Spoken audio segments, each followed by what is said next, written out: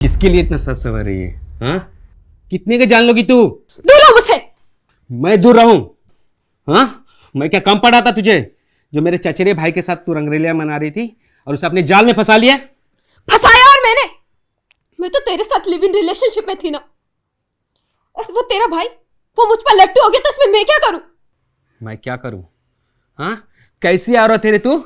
नमस्कार, मैं हूं रानी चैटर्जी और आप लोगों का स्वागत करती हूं क्राइम चक्र के नए एपिसोड में नई कहानी के साथ।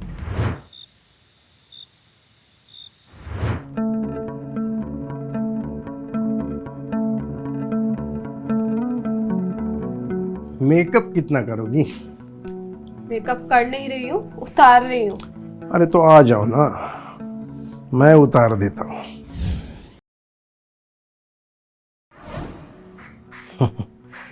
वैसे भी सब कुछ उतारना ही तो है। थोड़ा तो सब्र करो। हमेशा ही तुम इतने एक्साइटेड रहते हो, इस उम्र में भी। अरे उम्र का क्या है, आज भी मैं तुम्हें जो खुशी देता हूँ वो जवान लड़के भी नहीं देते।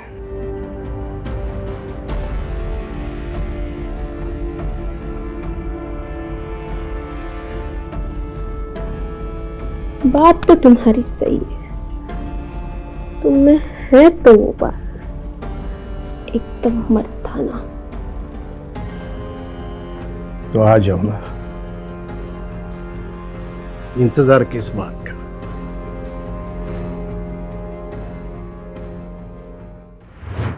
मर्द हमेशा वो नहीं होता जो प्यार को सिर्फ अपनी मर्दाना ताकत से तौले, पर आज के समाज में ये धारणा बहुत आम हो गई है कि बिस्तर पर मर्दाना व्यवहार ही एक पुरुष की पहचान है। इसमें अकेले मर्द की कोई गलती नहीं है। कभी कभी औरतें भी इस व्यवहार को बढ़ावा देती हैं और कई भावनाओं में से कोई एक भावना इंसान पर हावी होती है तो वो अंजाम देती है जुर्म को।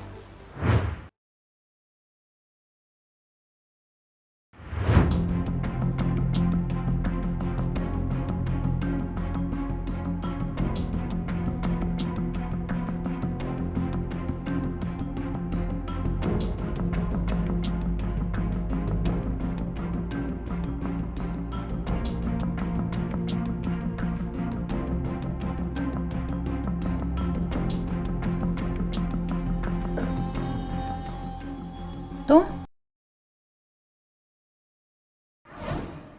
डर गई तुम? ऐसे कोई चोरों की तरह घर में घुसता है क्या?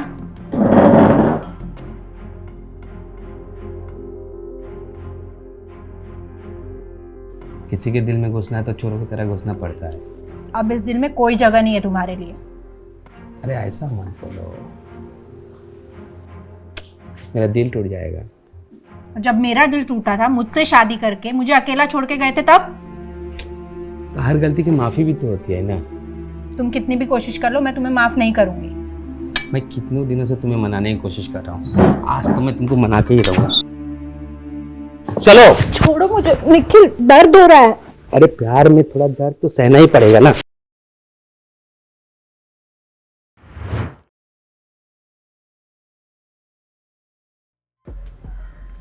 पढ़ाई वढ़ाई कैसे चल रही है? ठीक है, पर अब मेरा पढ़ाई करने का बिल्कुल मन नहीं करता। क्यों? बस ऐसे ऐसे ही? ऐसे ही का क्या मतलब है? हम तुम्हारी पढ़ाई के लिए इतना पैसा खर्च करते हैं और तुम पढ़ना नहीं चाहते? बस यही बात। पैसा खर्च करते हैं, पैसा खर्च करते हैं। सिर्फ पैसा खर्च करने से सब कुछ नहीं होता पापा। आप और मम्मी जब देखो मुझे डांटते रहते हो। अरे लेकिन तुम्हारी भलाई के लिए डांटते ना हम। उल्टा सीधा बोलने से किसका भला? मैं सोचता हूँ आप लोग मुझसे प्यार करें, मन तो करता ना कि घर छोड़ के भाग जाओ। पागलों जैसी बातें मत कर। पापा, मैं आप लोगों से इतना प्यार करता हूँ, आप लोग मुझसे बिल्कुल प्यार नहीं करते। ऐसी बात नहीं है बेटा। एक तो आप कभी घर आते हो, कभी बाहर रुक जाते हो। आप जब नहीं होते तो मम्मी मुझे कितना डांटती है आपको पता है? नहीं पापा, आप पहले प्रॉमिस करो कि आप रोज जल्दी घर आओगे, मुझे और मम्मा को टाइम दोगे। ठीक है। तेरी मम्मी को मायके से आने दो, उसके बाद रोज मैं तुम दोनों के लिए टाइम निकालूंगा, ठीक है? ठीक है पापा।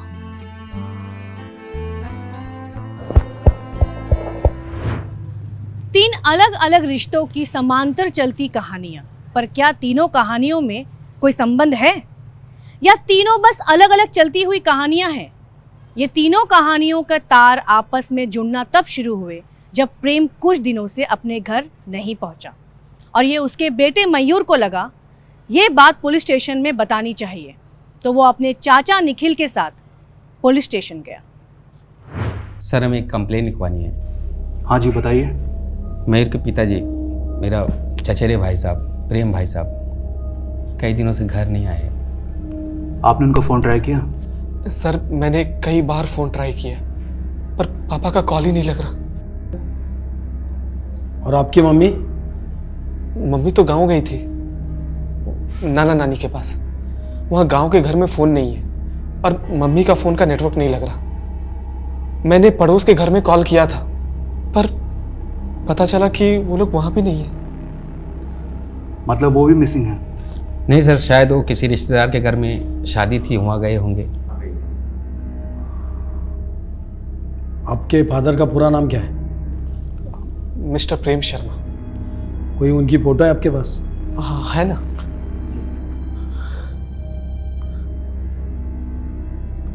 हाँ ये सर। परब ये कंप्लेंट लिख लो। सर।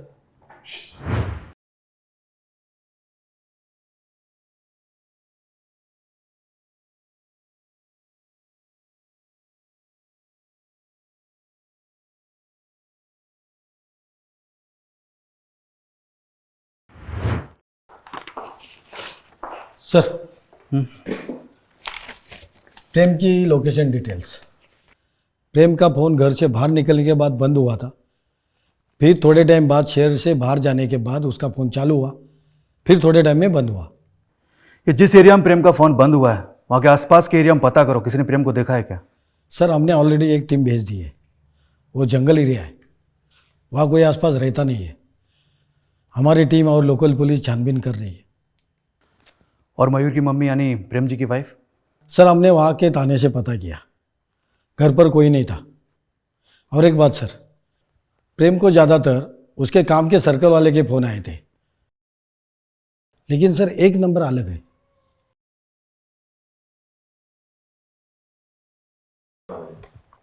हेलो, क्या? हम अभी आते हैं, चलो जल्दी, हॉस्पिटल से फ़ोन था। पुलिस को सूचना मिली कि प्रेम की डेड बॉडी शहर से दूर जंगल में पाई गई है। प्रेम को बेरहमी से कत्ल करके शहर से दूर जंगल के बीच फेंक दिया गया था। पर आखिरकार क्या वजह हो सकती है कि प्रेम की बॉडी पे बहुत से चाकुओं से गोंदने के निशान पाए गए? पुलिस ने बॉडी को तुरंत पोस्टमार्टम के लिए भेज दिया। बॉडी को जंगल में पड़े पड़े कुछ दिन हो गए थे तो डेड बॉडी सड़ना शुरू हो गई थी। सर हम पता कर रहे हैं। Okay sir. सर प्रेम को बेरहमी से मारा गया, चाकू से बहुत बार वार भी किए। मुझे लगता है सर उसकी मौत ऑन द स्पॉट हुई होगी। उसके बाद बॉडी को जंगल में डंप किया गया। ये बॉडी जहाँ से बरामद हुई उसके आसपास कोई मर्डर वेपन मिला? नहीं सर, पर वहाँ से सर जूते के निशान मिले। ये जूते के निशान की रिपोर्ट मंगवाओ और वो देखो सुराग मिलता है क्या। सर और एक दूसरी बात, प्रेम के शर्ट के कॉलर पे लड़की के बाल मिले। मैंने वो फॉरेंसिक के लिए भेज दिए, रिपोर्ट आती होगी। पर अब ये प्रेम की बीवी और उनके मायके वालों की कोई खबर? अब तक नहीं सर। प्रेम को उसकी बीवी और उसके ससुराल वालों के साथ कैसे रिलेशन है इसका पता लगाना होगा। कहाँ है मेरे पापा? क्या हुआ मेरे पापा को? मुझे मेरे पापा से मिलना है। इनको संभालिए। क्या हुआ? शांत हो जाओ भाई साहब, आप इस दुनिया में नहीं रहे। नहीं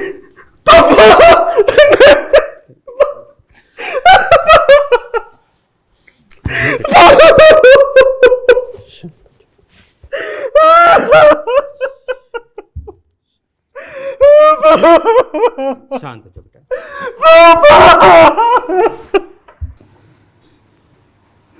देखिए, आप दोनों को हमारे साथ पुलिस स्टेशन चलना होगा। आपसे थोड़ी पूछताछ करनी है। जी सर।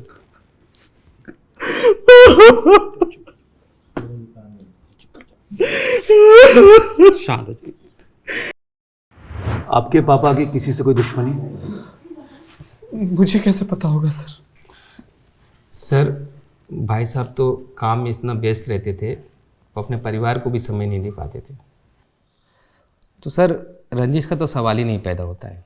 ये देखिए, मर्डर हुआ है, वो भी इतने बेरहमी से मार दिया है, कोई तो वजह होगी ना। और वो हम पता लगा के रहेंगे।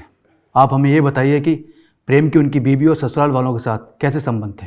सर, भाई साहब और भाभी के बीच में अक्सर झगड़ा हुआ करता था, क्योंकि भाई साहब घर में समय नहीं देते थे और इसलिए भाभी ज़्यादातर मायके में रहती थी। फिर उनके मायके वाले भी आकर भाई साहब को धमकाते थे। ये बात सच है? हाँ, पापा मम्मी हमेशा लड़ाई करते थे और जब मामा के घर से कोई आता था तो वो लड़ाई देख कर मैं तंग आ जाता था और अपने कमरे में चला जाता था। ठीक है, फिलहाल आप लोग जा सकते हैं। अगर कोई सुराग मिलेगा तो आपको इन्फॉर्म करेंगे। चलो।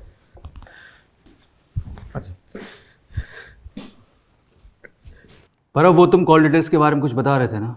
हाँ सर, एक नंबर मिला है और वो किसी लड़की का है। और एक बात सर, जंगल में कार के टायर के निशान भी मिले।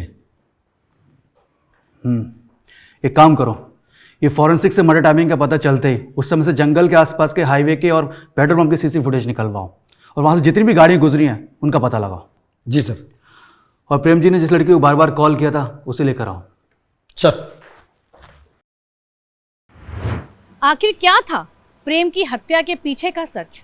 क्या प्रेम के ससुराल वाले सच में प्रेम की हत्या में शामिल थे या इस हत्या की कोई और ही वजह थी? और कौन थी वो लड़की जो प्रेम के कॉल डिटेल्स में उसके गायब होने वाले दिन से सिर्फ एक कॉल के लिए पुलिस के रडार में आ गई थी? क्या उस लड़की का इस हत्या से कोई संबंध था? आइए देखते हैं आगे की कहानी में।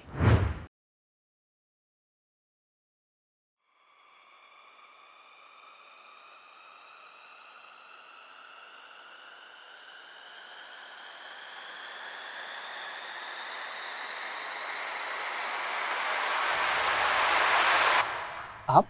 हाँ, मैं प्रेम के बारे में सुना तो सोचा कि तुम अकेले होगे तो तुमसे मिलने आ गई।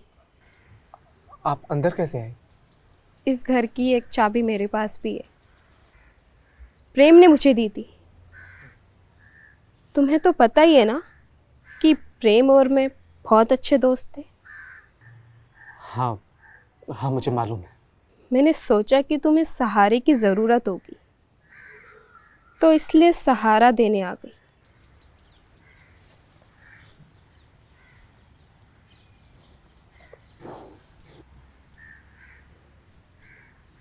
अरे, ये क्या कर रही हैं आप? मुझे ये सब अच्छा नहीं लगता।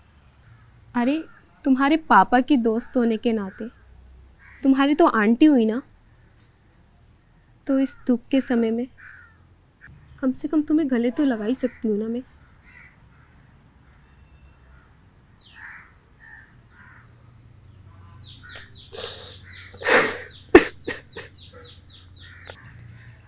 तुम्हारे पापा बहुत अच्छे इंसान थे। नहीं, मेरे पापा अच्छे इंसान नहीं थे, क्योंकि अगर वो अच्छे इंसान होते तो मम्मी उन्हें बार बार छोड़ के नहीं जाती। नफरत होने लगी थी मुझे। तो क्या वो लड़की रोज ही थी? प्रेम और रोज के बीच काफी गहरे संबंध तो थे ही, तो हो सकता है कि वो कॉल लिस्ट में रोज का नंबर हो। पर क्या रोज प्रेम की हत्या कर सकती थी? और अगर हाँ, तो क्यों? क्या वजह हो सकती है? और मयूर की माँ कहाँ है? क्या एक माँ अपने बच्चे से इतने दिन तक दूर रह सकती है? और मयूर की आंखों में अपने पिता के लिए इतनी नफरत, क्या एक बेटे की नफरत भी पिता की जान ले सकती है? जिस प्रकार के समाज में हम जी रहे हैं, अपराध की कोई भी वजह हो सकती है। किसी भी अपराधी के चेहरे पे नहीं लिखा होता कि वो अपराधी है। सर,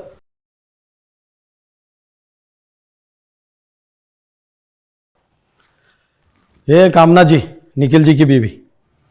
प्लीज़ बैठिए। जैसा कि आपको प्रेम की हत्या के बारे में पता ही होगा, उसी की पूछताछ के लिए हमने आपको यहाँ बुलाया है। सर, मुझसे कैसी पूछताछ? जिस दिन प्रेम गायब हुआ था उस दिन आपको कॉल आया था?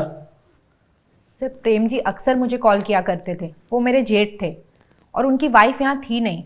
मयूर के खाने पीने का ध्यान मैं ही रखती थी। तो आप और निखिल मयूर का ख्याल रखते थे? देखिए, ये हत्या का मामला है। आप हमें कोऑपरेट करिए, नहीं तो फिर हमें अपना तरीका अपनाना पड़ेगा। सरिता जी। सर देखिए, मेरा उस परिवार से कुछ खास लेना देना है नहीं। मेरी और निखिल की शादी भी डिवोर्स के कगार पे आ गई है। कोई खास वजह? वो मुझसे शादी के बाद अलग रहने लगे थे। उन्होंने दूरियां बना ली थी। बहुत कोशिश की उन्होंने वापस आने की, पर अब मेरा मन ही नहीं था उनके साथ रहने का। तो आपका मन क्या प्रेम के साथ रहने का था? सर देखिए, आप एक औरत के चरित्र पे ऐसे इल्ज़ाम नहीं लगा सकते हो। अगर पूछताछ करनी है तो उस रोज़ से कीजिए ना। लगता है आप बहुत कुछ जानती हैं, लेकिन हमसे छुपा रहे हैं। ज़रा खुलकर बताइए। सर, उस रोज़ ने प्रेम भाई साहब को अपने प्यार के जाल में फंसाया हुआ था और उसी के वजह से प्रेम भाई साहब का घर तबाह हुआ है।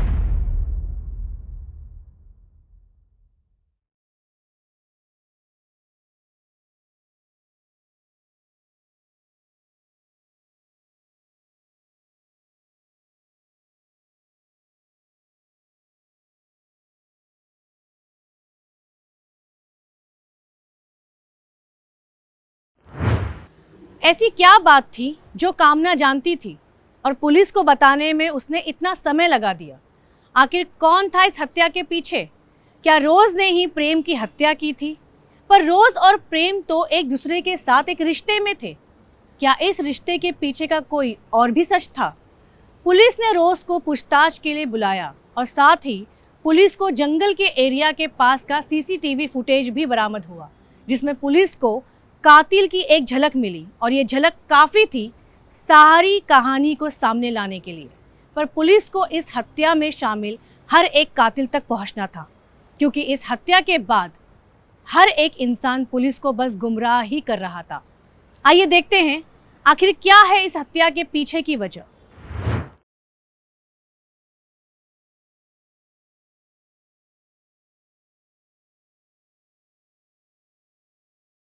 किसके लिए इतना सच सवर रही है? हाँ, कितने के जान लोगी तू? दूर रहो मुझसे। मैं दूर रहूं? हाँ, मैं क्या कम पड़ा था तुझे जो मेरे चचेरे भाई के साथ तू रंगरेलिया मना रही थी और उसे अपने जाल में फंसा लिया?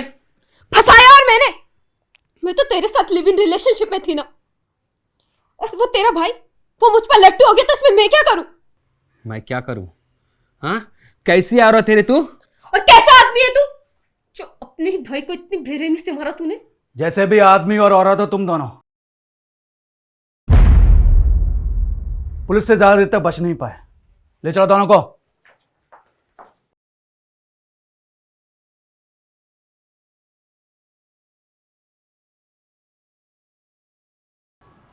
प्रेम की हत्या के पीछे रोज और निखिल का हाथ था। कामना के बयान से पुलिस को यह पता चला कि निखिल और रोज लिव इन रिलेशनशिप में रह रहे थे और इसी वजह से कामना का निखिल से रिश्ता टूट गया था। पर जब निखिल और रोज एक साथ थे तो प्रेम के साथ संबंध रखना क्या सही था? इस हवस के लव ट्रायंगल ने न जाने कितनी जिंदगियां बर्बाद कर दी। आइए देखते हैं आखिर कत्ल कैसे हुआ। हमें जहाँ से प्रेम की बॉडी मिली थी वहीं के पास के सीसीटीवी फुटेज में तेरा फेस रिवील हो गया। अब तेरे लिए अच्छा होगा कि तू कन्फेस कर ले। बोल, सच क्या है? सर, मैं और रोज लिविंग में रहते थे और प्रेम भाई साहब है ना, एक दिन मैंने उनको पकड़ लिया रोज के साथ में हम बिस्तर होते हुए।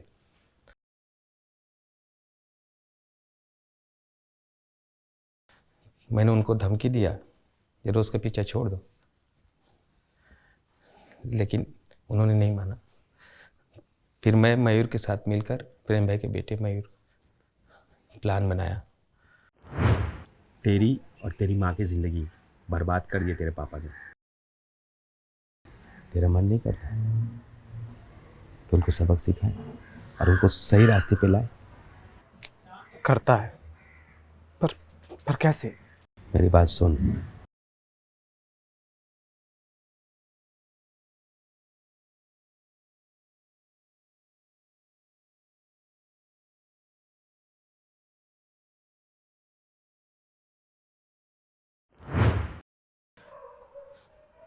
सर एक दिन की बात है, मैं और मयूर मिलकर रोज़ के घर गए।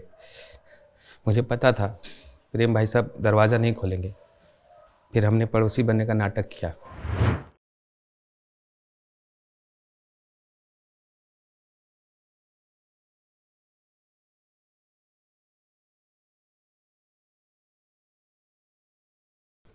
अरे रुको मैं देखती हूँ कौन है।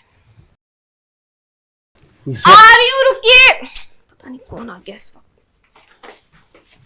कौन है इस वक्त? अरे पता नहीं इस टाइम कौन आ गया। कौन है? मैडम जी मैं आपका पड़ोसी हूँ। वो ज़रा स्कूटी हटा दीजिए ना, मुझे गाड़ी पार्किंग करनी है। अच्छा ठीक है, 1 मिनट खोलती हूँ।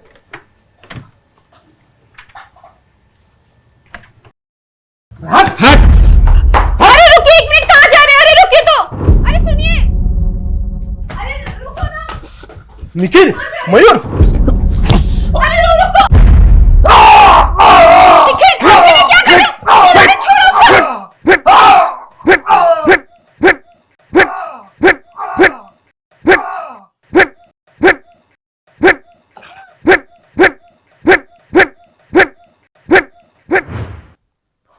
और सर गुस्से में भी प्रेम भाई का खून कर दिया। कानून को हाथ में लेने का अधिकार किसी भी नागरिक का नहीं होता है, चाहे वो कितने भी गुस्से में क्यों ना हो। अब तुम और मयूर खून के इल्जाम में जेल में सड़ोगे, और तुम इस गुनाह को छुपाने के लिए।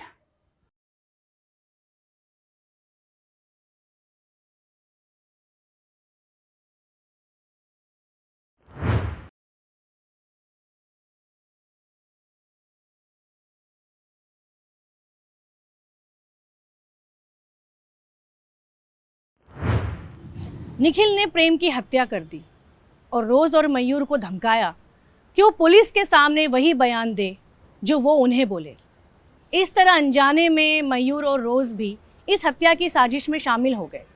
अगर उन दोनों ने वहाँ थोड़ी समझदारी दिखा के निखिल को रोक लिया होता तो कई जिंदगियां बर्बाद होने से बच जाती। और इसी के साथ मैं नानी चैटर्जी विदा लेती हूँ। फिर मिलेंगे क्राइम चक्र के अगले एपिसोड में एक नई कहानी के साथ। तब तक सतर्क रहिए, सावधान रहिए और देखते रहिए क्राइम चक्र। जय हिंद।